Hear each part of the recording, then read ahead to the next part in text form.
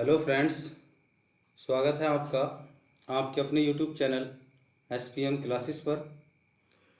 और आज हम परसेंटेज की दूसरी क्लास लेकर आए हैं और मैं आशा करता हूँ आपको ये क्लास काफ़ी पसंद आएगी। और हम इस क्लास में आज कुछ छोटे छोटे क्वेश्चन को सॉल्व करेंगे ताकि आपका बेस और मजबूत हो जाए।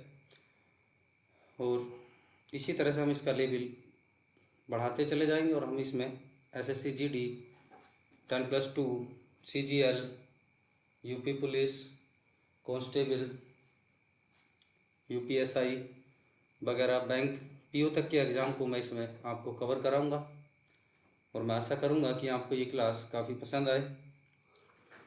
तो चलते हैं आज के क्वेश्चन की ओर। और क्वेश्चन है कि निम्नलिखित में से 5:4 के बराबर कौन सा है। निम्नलिखित में बताना है कि 5:4 के बराबर कौन सा है और आंसर आपको प्रतिशत में देने हैं। तो देखो 5:4 आप तो जानते ही हैं कि 5:4 का मतलब क्या है। इसका मतलब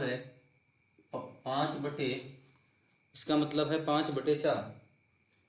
5/4 है। और मैंने आपको पिछली क्लास में बताया था यदि किसी भी भिन्न को प्रतिशत में बदलना है तो आप उसे क्या करेंगे, 100 से मल्टीप्लाई कर देंगे, यानी कि 100 से गुणा कर देंगे तो 4 से कटेगा 25 बार और 25 की 5 से मल्टीप्लाई करेंगे तो आंसर होगा 125%। तो इस क्वेश्चन का राइट आंसर है 125%। ऑप्शन ए इसका राइट आंसर है।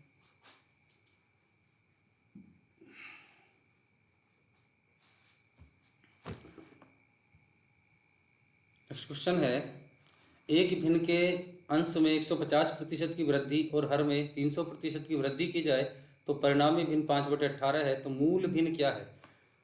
तो हम मान लेंगे कि मूल भिन्न क्या है, A/B है। मैं आपको बता दूं कोई भी संख्या अगर है तो वो अपने आप में 100% होती है, चाहे वो 1 हो, 2 हो, 10,000 हो, A हो, X हो, Y हो, कुछ भी हो। मैं अगर A/B भी ना लिख के अगर यहाँ X/Y भी लिख दूंगा तो भी क्या होगी, तो भी X अपने आप में 100% होगा और Y भी अपने आप में 100% होगा। A भी अपने आप में 100% है, Y भी अपने आप में 100% है, X भी 100% है, 2000 भी 100% है अपने आप में, 1 भी 100% है। हर संख्या अपने आप में 100% है। तो मैंने मूल भिन्न मान ली कि कितनी है, X/Y है। तो ये भी अपने आप में X जो है, जो अंश है, ये 100% है। 150% की मैं इसमें वृद्धि करूंगा तो ये कितनी हो जाएगी, ये हो जाएगी 250%।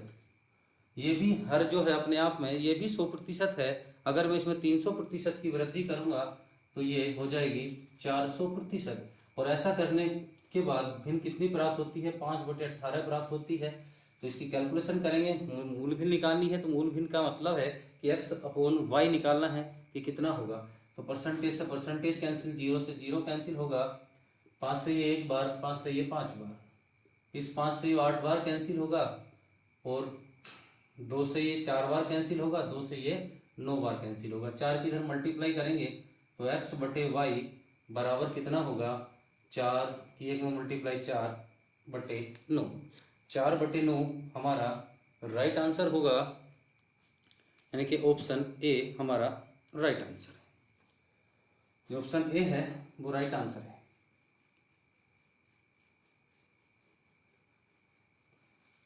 नेक्स्ट क्वेश्चन है, यदि संख्या x अन्य संख्या y से 10% कम है।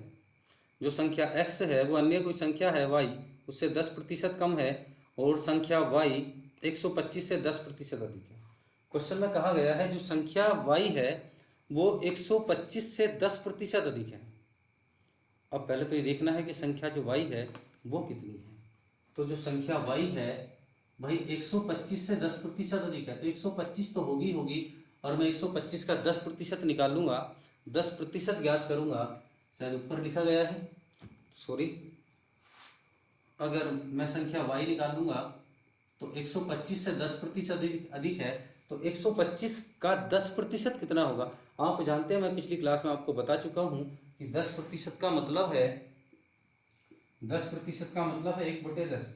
किसी भी संख्या का अगर आपको 10% निकालना है तो उसका 1/10 आप फाइंड करिए, यानी कि 1/10 से मल्टीप्लाई कर दीजिए। उस संख्या को क्या आ जाएगा, उसका 10% आएगा, या डायरेक्टली हम कह सकते हैं 10% से डिवाइड कर दीजिए। 10% से डिवाइड का मतलब भाग कर दीजिए, तो आपको उस संख्या का 10% प्राप्त हो जाएगा। तो 10 से मैं इसे भाग करूंगा तो कितना आएगा, 12.5, और 12.5 में इसमें ऐड करूंगा तो संख्या हो जाएगी 137.5, यानी कि जो संख्या है, जो y है वो 137.5 है। अब क्वेश्चन में कहा गया है यदि संख्या x, जो संख्या x है वो एक संख्या है, अन्य संख्या y इससे 10% कम है। जो संख्या x है इससे 10% कम है, तो अगर ये 100 है तो ये 90 है। 10%, क्योंकि प्रतिशत मैंने पिछली क्लास में आपको बताया है, प्रतिशत का मतलब क्या है। प्रतिशत का मतलब है कि 100, ऐसी संख्या जिसका हर 100 हो उसका मतलब है प्रतिशत। तो 100 से 10% कम है, तो 100 से 10 कम कर देंगे तो 90 है। इसका रेशो निकाल लेंगे तो ये संख्या 10 है, तो ये 9 है, तो ये 9:10 है। और y की वैल्यू अगर 10 के रेशो में है, लेकिन क्वेश्चन में एक्चुअल वैल्यू कितनी है, 137.5 है, तो 10 यूनिट किसे रिप्रेजेंट करती है, 137.5 को रिप्रेजेंट करती है। कितने गुना हो गया है, तो 10 से इसे भाग करके पता करेंगे, 13.75 गुना होता है। 13.75 गुना है, तो ये मूल संख्या भी कितनी हो जाएगी, 13.75 गुना हो जाएगी। इसकी मैं कैलकुलेशन करूंगा, 9 पंजे 45, 9 सत्ते 63, 63 में 4 ऐड करेंगे, 63 में 4 तो 67 हो जाएगा, और 9 तिया 27, और 6 हासिल 33, 9 का 9 और 3 12। तो जो संख्या है, जो x संख्या है वो 123.75 है, यानी कि हमारा राइट आंसर है डी ऑप्शन।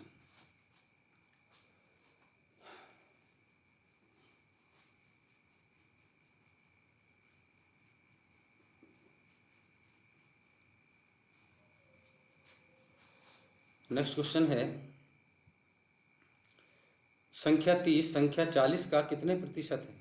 जो संख्या 30 है वो 40 का कितने प्रतिशत है। आप डायरेक्टली इस चीज़ को याद रख सकते हैं, 30 का प्रतिशत आपसे पूछा गया है, किसके अकॉर्डिंग, 40 के अकॉर्डिंग, और संख्या 40 का आप डायरेक्टली याद रखिए, जिसके साथ का लगा हुआ है उस आपको बेस मानना है, यानी कि बटे में आप 40 रखेंगे। परसेंटेज किसका निकालना है, 30 का, तो 30 को आप ऊपर रखिए। प्रतिशत निकालेंगे तो 100 से मल्टीप्लाई करेंगे, 0 से 0 कैंसिल होगा, 4 से ये 25 बार, और 25 की 3 से मल्टीप्लाई करेंगे तो ये आ जाएगा 75%। जो संख्या 30 है वो 40 का 75% है। आप डायरेक्टली कह सकते थे कि ये 40 का जो है 30, ये 3/4 है, 3/4 है, और 1/4 की वैल्यू 25%, तो 3/4 की वैल्यू कितनी होगी, 75%। आप डायरेक्टली भी इस क्वेश्चन का आंसर निकाल सकते थे।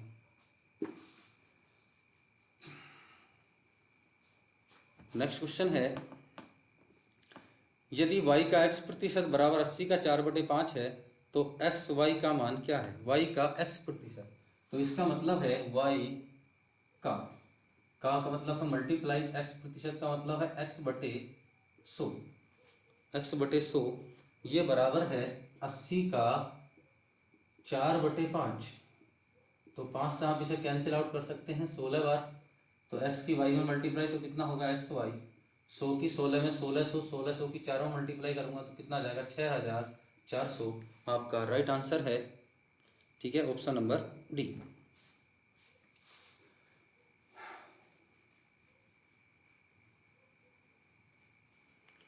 नेक्स्ट क्वेश्चन है, एक आयत की लंबाई 20% बढ़ा दी गई है, इसकी चौड़ाई में कितने प्रतिशत की कमी की जाए ताकि उसका क्षेत्रफल पहले जैसा रहे।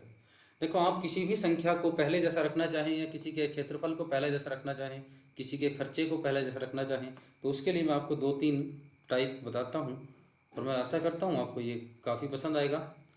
तो अगर मैं बात करूँ कि किसी आयत का क्षेत्रफल 100 है, किसी आयत का क्षेत्रफल अगर 100 है, इसे मैं 10% बढ़ा दूँ, इसकी लंबाई को मैं 10% बढ़ा दूं तो क्षेत्रफल भी 10% ही बढ़ जाएगा। भाई, अगर किसी का एरिया 100 है, मैंने मान लिया कि ये आयत है, इसकी लंबाई को मैंने 10% बढ़ा दूं तो इतना एरिया मुझे फालतू मिलेगा, अधिक मिलेगा। तो इसका मतलब अगर लंबाई को मैंने 10% बढ़ाया है तो क्षेत्रफल भी 10% बढ़ जाएगा, तो क्षेत्रफल भी 10% बढ़ जाएगा, तो क्षेत्रफल कितना हो जाएगा, 110 हो जाएगा। यानी कि अगर मैं आपसे बात करूं, अगर मैं 10% न कह के अगर मैं ये कहूं कि किसी की लंबाई को x% बढ़ा दिया गया, तो जो क्षेत्रफल होगा वो पहले 100 था, तो अब कितना हो जाएगा, 100 प्लस x हो जाएगा।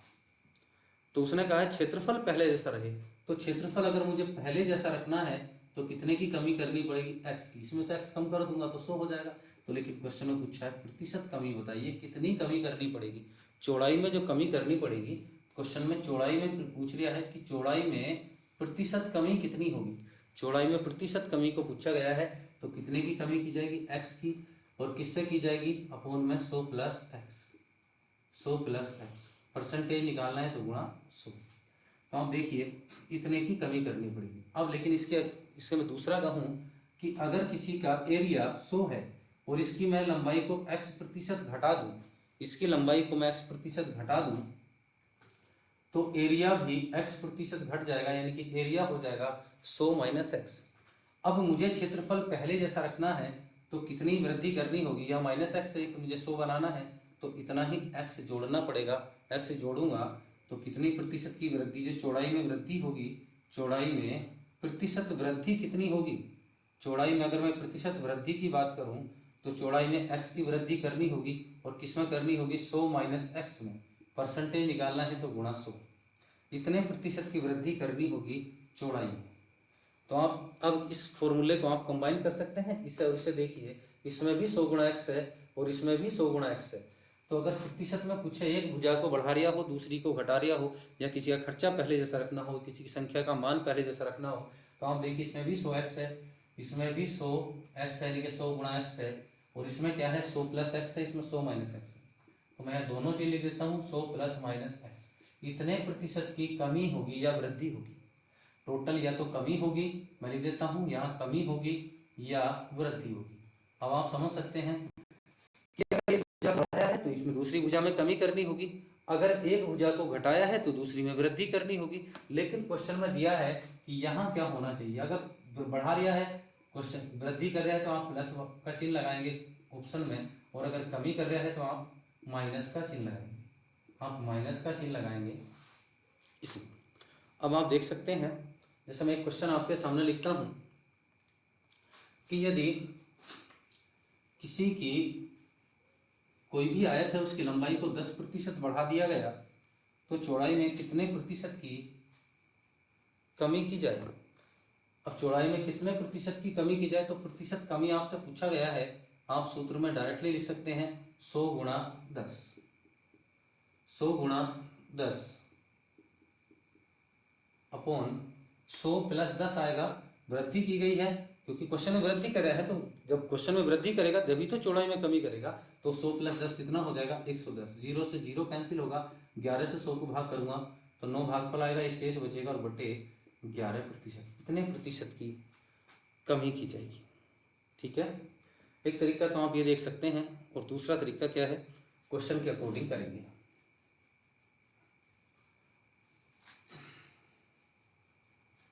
तो क्वेश्चन है हमारा, क्वेश्चन है एक आयत की लंबाई में 20% बढ़ा दी गई है, एक आयत की लंबाई 20% बढ़ा दी गई है, चौड़ाई में कितने प्रतिशत की कमी की जाए ताकि उसका क्षेत्रफल पहले जैसा रहे या पूर्ववत रहे। तो मैं सबसे पहले सूत्र की बात करूं, अगर लंबाई को 20% बढ़ाया है तो चौड़ाई में कमी करनी होगी, यानी कि चौड़ाई में पूछा गया है प्रतिशत कमी, चौड़ाई में प्रतिशत कमी कितनी होगी। चौड़ाई में प्रतिशत कमी तो आप डायरेक्टली देख सकते हैं, 20% बढ़ाया है तो 100 गुणा 20, और नीचे फॉर्मूले में मैंने क्या बताया था कि अगर वृद्धि की गई है तो प्लस आएगा, 100 प्लस 20, तो 100 प्लस 20 कितना होगा, 120, और 20 से ये कैंसिल होगा 6 बार, 2 से ये कैंसिल होगा 3 बार, और ये कैंसिल होगा 50 बार। 3 से 50 को भाग करूंगा तो 16 आएगा, 2 भागफल होगा और बटे में 3, तो 16 से ही 2/3% की वृद्धि नहीं कमी करनी होगी, क्योंकि लंबाई में वृद्धि की गई है तो चौड़ाई में कमी करनी होगी, तभी क्षेत्रफल क्या होगा, पहले जैसा रहेगा। तो एक तरीका तो ये है, आप सूत्र से कर सकते हैं, लेकिन सूत्र से आप तभी तक कर सकते हैं जब हमारा क्वेश्चन में पूर्णांक दिया गया हो, जो वैल्यू है वो इंटीजर दी गई हो। लेकिन अगर वैल्यू इंटीजर नहीं है, पूर्णांक नहीं है, तो आप ये तरीका अगर लगाएंगे तो क्या क्वेश्चन का आंसर होगा, लेकिन क्वेश्चन का आंसर आ जाएगा, लेकिन काफ़ी डिफिकल्ट होगा। तो उसके लिए मैं आपको बताता हूँ, आप रेशो मेथड का उपयोग करेंगे। रेशो मेथड क्या है आप देखिए। तो दूसरा तरीका क्या है कि किसी आयत की लंबाई को 20% बढ़ा दिया गया, तो 20% की फ्रैक्शन वैल्यू होती है 1/5। आप कहेंगे कि ये कैसे 1/5, तो 20 लिखिए आप, परसेंट हटाइए, बटे में 100 बढ़ाइए, तो 20 से एक बार कैंसिल होगा, ये 5 बार, तो फ्रैक्शन वैल्यू 1/5 आ जाएगी। आप डायरेक्टली इसे याद कर सकते हैं, नहीं तो पिछली क्लास में मैंने आपको बताया है कि किस तरह से आप इसकी फ्रैक्शन वैल्यू पता कर सकते हैं। तो 20% किसे रिप्रेजेंट करता है, ऊपर वाला का प्रतिशत मान होता है, प्रतिशत मान। तो 20% रिप्रेजेंट करता है एक को, तो 20% एक को रिप्रेजेंट करता है, इस एक को। तो बढ़ाया गया है तो 20% बढ़ाया गया, इसका मतलब इसे आप प्लस करेंगे। यानी कि मैं कह सकता हूँ कि जो लंबाई है वो पहले 5 थी, अब एक बढ़ गई, तो कितनी हो गई लंबाई, 6 हो गई। पहले 5 थी अब 6 हो गई। तो अगर मुझे क्षेत्रफल पहले जैसा रखना है तो मुझे क्या करना पड़ेगा, इसकी चौड़ाई को इसके रिवर्स रेशो में बनाना होगा। रिवर्स रेशो में बनाएंगे आप, यानी कि रिवर्स अनुपात होगा, उल्टा अनुपात होगा, यानी कि अनुपात क्या होगा, 6:5। अब आप देखिए क्षेत्रफल पहले जैसा है, 5 से 6 हुआ है तो चौड़ाई 6 से 5 होगी। यहाँ देखिए क्षेत्रफल पर लंबाई 5 थी, अब 6 है चौड़ाई, तो 5 6 30 होगा। यहाँ भी 6 × 5, पहले लंबाई 6 थी, चौड़ाई 5 हो गई, तो 6 पंजे 30 होगा। यहाँ क्षेत्रफल तभी समान रहेगा, लेकिन क्वेश्चन में पूछा गया है कितनी कमी करनी पड़ेगी चौड़ाई में। तो चौड़ाई पहले 6 थी, अब 5 हो गई, तो 1 की कमी करनी होगी। तो क्वेश्चन में दिया गया है प्रतिशत कमी बताइए, प्रतिशत कमी कितनी होगी, तो 1 की कमी होगी किससे, 6 से। कमी इससे की जाएगी, बेस ये होगा, कम इससे हो रहा है तो बेस ये होगा आपके पास। तो आप देख सकते हैं कि 1/6 की फ्रैक्शन वैल्यू कितनी होती है, 16 से ही 2/3% होती है, तो हमारा ऑप्शन हो जाएगा ए। नहीं तो कोई बात नहीं, आप 100 से मल्टीप्लाई करिए, भिन्न बन गई, तो अब यहाँ परसेंटेज निकाल सकते हैं। 2 से ये 3 बार कैंसिल आउट होगा, 2 से ये 50 बार। 3 से 50 को अगर मैं भाग करूँगा तो 16 भागफल आएगा, 2 शेष बचेगा और बटे 3%। आप ऐसे भी कर सकते थे। ये आंसर है कि मान लो अगर आपको दिया है 11 से ही 1/9%, तो इस तरह से 17.5%, 21.5%, तब आप आसानी से फ्रैक्शन वैल्यू से कर सकते हैं। इसका एक तरीका और भी है करने का, अगर क्वेश्चन में वैल्यू जो है परसेंटेज की वो इंटीजर में दे रखी है, पूर्णांक में दे रखी है, तो आप उससे भी कर सकते हैं कि मैंने ये मान लिया कि पहले किसी भी आयत का जो क्षेत्रफल था वो 100 था, अब लंबाई 20% अगर बढ़ा दी गई है तो उसका जो चौड़ाई को है कितने प्रतिशत कम करें। अगर लंबाई में 20% बढ़ा दूंगा तो भाई कहने की बात यह है कि क्षेत्रफल भी 20% बढ़ जाएगा। अगर आप कभी भी एक भुजा को बढ़ा दें और दूसरी भुजा को जैसी थी वैसे ही रहने दें, अगर 10% आप लंबाई बढ़ा देंगे, चौड़ाई में कोई छेड़छाड़ नहीं करेंगे, जितनी थी उतनी ही रहने देंगे, तो एरिया भी 10% बढ़ जाएगा, जो क्षेत्रफल है वो भी 10% बढ़ जाएगा। तो यहाँ मैंने लंबाई को कितना बढ़ाया है, 20%, तो क्षेत्रफल भी 20%। लेकिन क्वेश्चन में कहा गया है क्षेत्रफल पहले जैसा रखना है। क्षेत्रफल पहले जैसा रखना है तो एरिया 120 हो गया, 120 से 100 करना है तो कितने की कमी करनी होगी, 20 की कमी करनी होगी। लेकिन क्वेश्चन में पूछा गया है प्रतिशत कमी बताइए कितनी होगी, तो 20 की कमी होगी, कितने से होगी, 120 से। फ्रैक्शन, किसी भी फ्रैक्शन को परसेंटेज में कन्वर्ट करना है तो 100 से मल्टीप्लाई करेंगे आप, तो 20 से ये 6 टाइम कैंसिल होगा, 2 से ये 3 बार, 2 से ये 50 बार। 3 से 50 को अगर मैं भाग करूँगा तो 16 भागफल आएगा, 2 शेष बचेगा बटे 3%। यही हमारा राइट आंसर होगा। आप इतने तरीके से इस क्वेश्चन को सॉल्व कर सकते हैं। और इस तरह का ये क्वेश्चन जो है एसएससी जीडी में काफ़ी पूछा जाने वाला क्वेश्चन है। एसएससी जीडी में और यूपी पुलिस कांस्टेबल की परीक्षा में अधिकतर इस तरह के क्वेश्चन पूछे जाते रहे।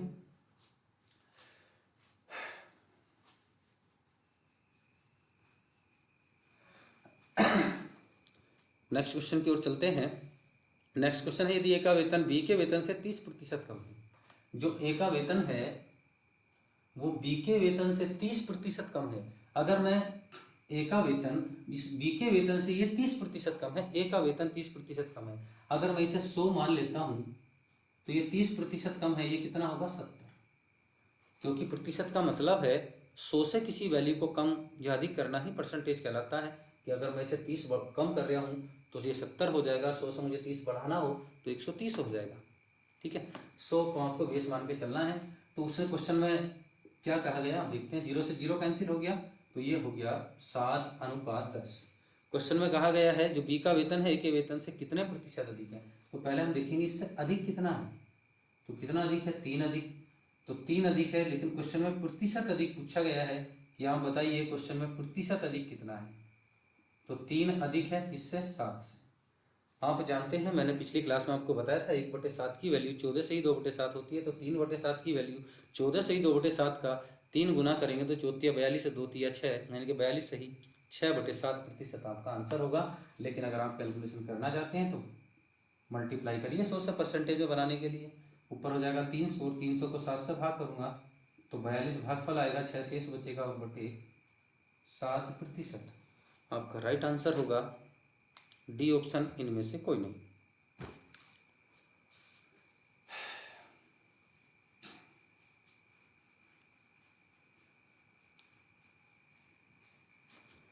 नेक्स्ट क्वेश्चन है, एक संख्या को 10% बढ़ाया जाता है तो मूल संख्या प्राप्त करने के लिए संख्या में कितने प्रतिशत की कमी करनी होगी। एक संख्या को 10% बढ़ाया गया, तो मैंने ये मान लिया कि जो संख्या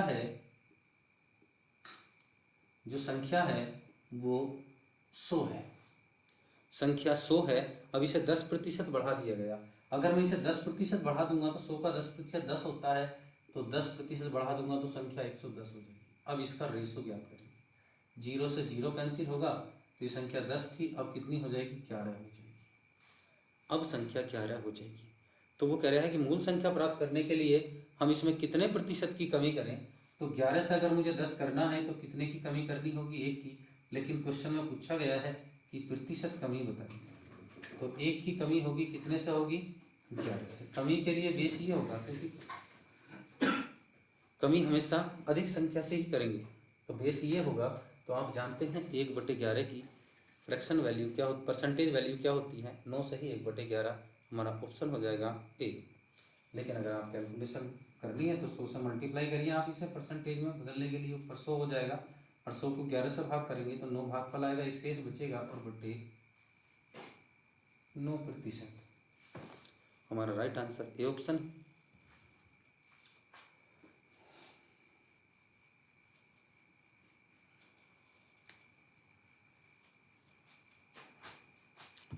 नेक्स्ट क्वेश्चन है,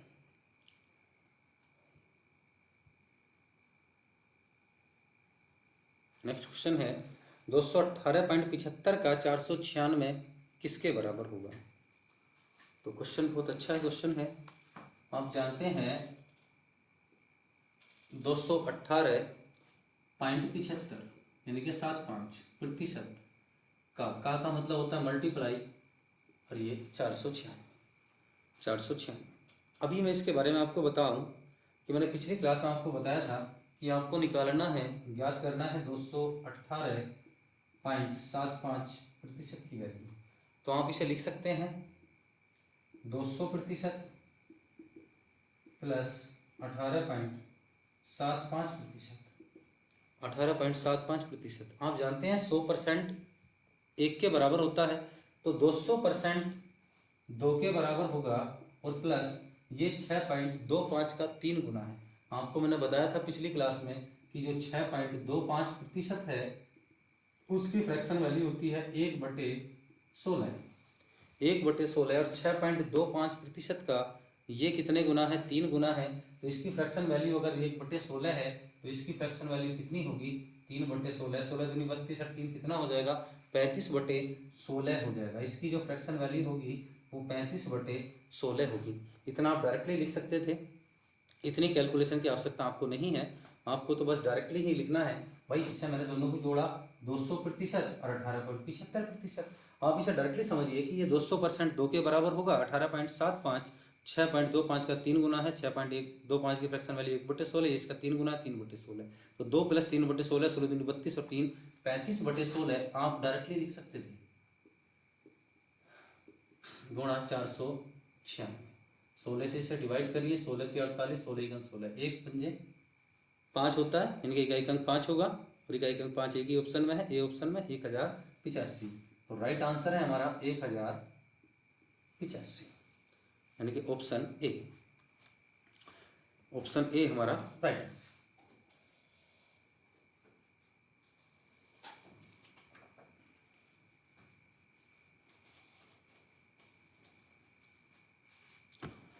नेक्स्ट क्वेश्चन है 7.44% का 3750 यानी कि 3750 की वैल्यू क्या होगी? तो आप जानते हैं 7.44% का, ये हमारे पास क्वेश्चन है का 3750, इसका मान क्या है? तो आप ये बताइए, अगर मैं इसके दशमलव यहाँ से हटा के, इसका पॉइंट यहाँ से हटा के यहाँ 2 अंक बाद लगा दूँ तो क्या इसकी मल्टीप्लाई पे कोई प्रभाव पड़ेगा? कोई भी प्रभाव नहीं पड़ेगा। वो तो इस संख्या के साथ लगा हुआ हो गुणा में, या इस संख्या के साथ लगा हुआ हो, कोई भी प्रभाव इस संख्या पर नहीं पड़ेगा। यहाँ प्रतिशत है, इसका प्रतिशत हटा के यहाँ लगा दूँ तो भी कोई प्रभाव नहीं पड़ेगा। आप कहोगे ऐसा क्यों किया? इसकी फ्रैक्शन वैल्यू निकालना थोड़ा मुश्किल है, लेकिन अगर मैं इसकी दशमलव इसके साथ लगा दूंगा तो 37.50 यानी परसेंटेज और लगा दूंगा 37.50% हो जाएगा, यानी कि 37.5% हम इसे कहेंगे, 37.5%। और आप जानते हैं 37.5% 12.5% का 3 गुना होता है, तो 12.5% की फ्रैक्शन वैल्यू 1/8 होती है, तो 37.5% की 3/8 होगी। तो मैं क्या करता हूँ कि इसकी दशमलव यहाँ से हटाएंगे आप, और इसकी दशमलव यहाँ से हटाने के बाद आप क्या करेंगे, ये 744 होगा, का मतलब गुणा, और यहाँ दशमलव लगाएंगे आप 37.50, ये प्रतिशत हटाएंगे, यहाँ लगा देंगे, क्योंकि यहाँ भी 100 से अगर मैं डिवाइड करूँगा परसेंटेज हटाने के बाद तो भी वैल्यू वही रहेगी, यहाँ डिवाइड करूँगा तो भी वही रहेगी।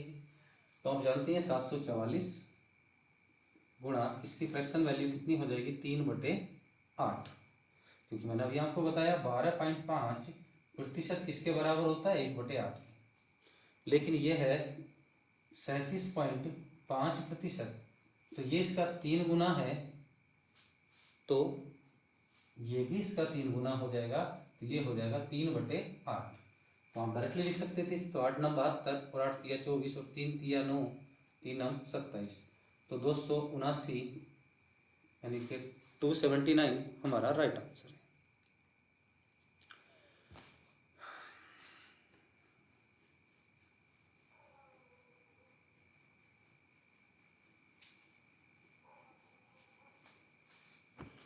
नेक्स्ट क्वेश्चन है कौन सी संख्या 80 से 60% कम है?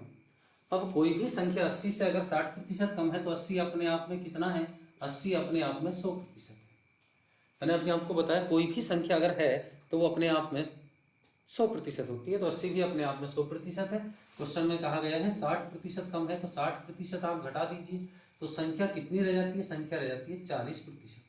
संख्या रह जाती है 40%, तो आप 80 का 40% आपसे निकालने के लिए कहा गया है, आप 80 का 40% निकाल दीजिए। 80 का 40% यानी कि 40/100, तो 2 जीरो से 2 जीरो कैंसिल हो जाएंगे, 8 चौक 32 आपका राइट आंसर होगा ऑप्शन सी।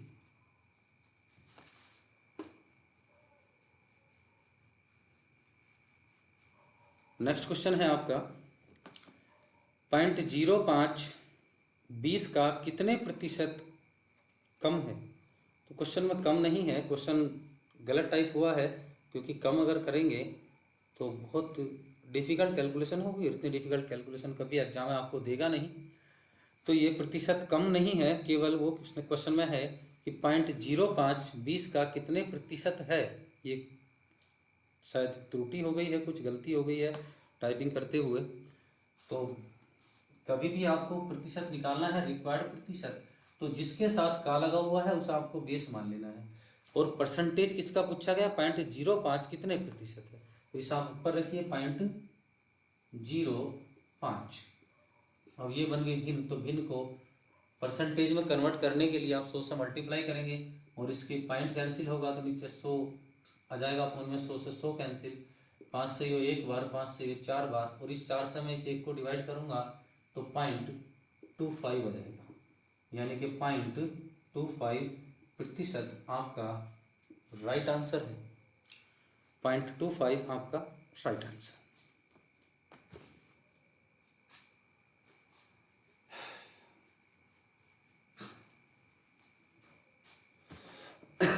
नेक्स्ट क्वेश्चन है 34 का 250% का 200 नहीं 50 34 का 250% का 50% का 80% क्या होगा? तो आप डायरेक्टली लिख सकते हैं 34 का मतलब गुणा, मैंने आपको बताया था कि 100% किसके बराबर होता है? 1 के बराबर होता है। तो 250% किसके बराबर होगा? 2.5 के बराबर होगा, 2.5 के बराबर होगा। फिर का है तो मल्टीप्लाई का चिन्ह लगाएंगे। का 50%, 50% का मतलब होता है 1/2। फिर इसके बाद 80%, 80% का मतलब होता है 4/5। हम देखिए दशमलव काटेंगे आप इसकी तो बटे में 10 बढ़ेगा। 5 से ये 5 बार कैंसिल होगा, 5 से ये 2 बार कैंसिल होगा, इस 2 से ये 2 बार कैंसिल होगा, और इस 2 से ये 2 कैंसिल, और इस 5 से ये 5 कैंसिल होगा। तो आंसर आ जाएगा 34। आप इस तरीके से कर सकते थे। अगर आप ऐसा नहीं करना चाहते तो कोई बात नहीं। 34 का 250%, तो 250% हटाइए, बटे में 100 बढ़ाइए। का 50% यानी कि 50% हटाएंगे, बटे में 100। फिर का है, का मतलब गुणा 80%, 80% का मतलब है 80/100। आप इस तरह से भी कैलकुलेशन कर सकते थे।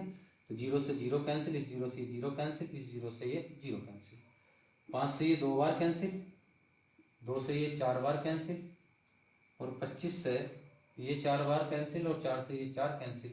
तो कितना बच जाता है? 34। हमारा राइट आंसर है 34, 34। इस तरीके से आप कर सकते थे।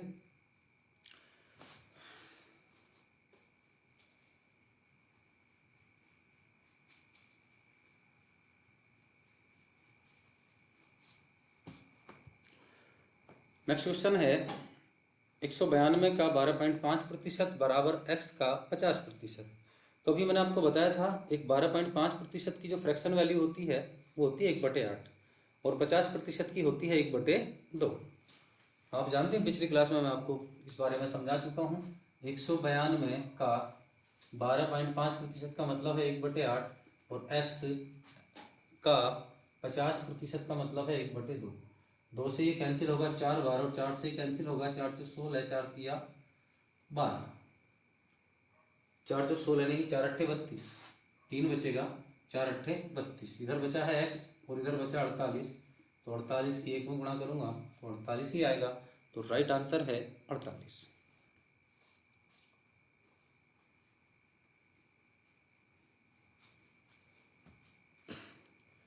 नेक्स्ट क्वेश्चन है x का 40% का 40% बराबर है 40, तो x का मान क्या होगा? तो डायरेक्टली रखिए, का की जगह गुणा का चिन्ह लगाइए। 40% का मतलब होता है कि 20% का 1/5, तो 40% का 2/5 होगा। 2/5 रखिए, दोनों जगह 2/5 रखिए, तो 4 से 10 बार कैंसिल होगा, और 25 से 10 मल्टीप्लाई करेंगे, 250 आपका राइट आंसर हो जाएगा। यानी कि मैं आपको बताता हूँ, x का 40% या तो 40% के 2/5 रखिए, 2/5 भाई 40% है। 40% का मतलब है कि मैं प्रतिशत हटाऊंगा तो बटे में 100 बढ़ाऊंगा। तो 40, ये 20 से 2 बार कैंसिल, ये 20 से 5 बार, तो कितनी आएगी फ्रैक्शन वैल्यू? 2/5 आ जाएगी। तो आप डायरेक्टली रख सकते हैं 2/5। आप डायरेक्टली रख सकते हैं 2/5 का, फिर 40% है तो फिर रख सकते हैं आप 2/5 बराबर किसके हैं? 40 के। तो 2 से ये 20 बार कैंसिल होगा, 2 से ये 10 बार, और x बराबर कितना होगा? 5 × 5 = 25, और 25 की 10 से मल्टीप्लाई करूंगा तो आंसर आएगा 250। राइट आंसर होगा 250। तो फ्रेंड्स, आज की वीडियो काफ़ी पसंद आई होगी, और आज हम इतने ही क्वेश्चन रखेंगे। आज की क्लास में इतने ही।